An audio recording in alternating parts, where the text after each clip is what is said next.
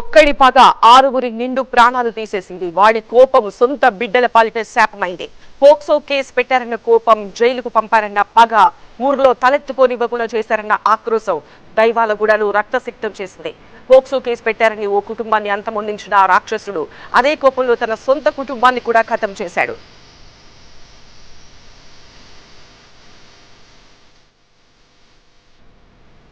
రంగారెడ్డి జిల్లాలో జరిగింది దారుణం. మిడ్ నైట్ మర్డర్స్ తో షాబాద్ ఉలిక్కిపడింది. ఆరుగురిని అత్యంత దారుణంగా నరికి చంపాడు రాజ్ కుమార్. భార్య, ఇద్దరు పిల్లలతో పాటు మరో ముగ్గురిని హత్య చేశాడు. పోక్సో కేసు పెట్టారన్న కక్షతోనే ఈ కిరాతక హత్యలకు పాల్పడ్డాడు రాజ్ కుమార్. రంగారెడ్డి జిల్లా షాబాద్ మండలం దైవాలగూడలో జరిగింది ఈ ఘటన. మే 16న తన కూతురుని వేధిస్తున్నాడంటూ తల్లి రాజ్ కుమార్ పై కేసు పెట్టింది. ఆ కేసులో జైలుకు వెళ్లిన రాజ్ కుమార్ బెయిల్పై తిరిగొచ్చి కక్షతో బాలిక తల్లి, నానమ్మను హత్య చేశాడు. ఆ తర్వాత తన భార్య, తన ఇద్దరు పిల్లలను కూడా హత్య చేశాడు. ఆరుగురిని హత్య చేసినట్టు రాజ్ కుమార్ తన తల్లిదండ్రులకు ఫోన్ చేసి చెప్పాడు. తాను కూడా ఆత్మహత్య చేసుకుంటాను అని చెప్పాడు.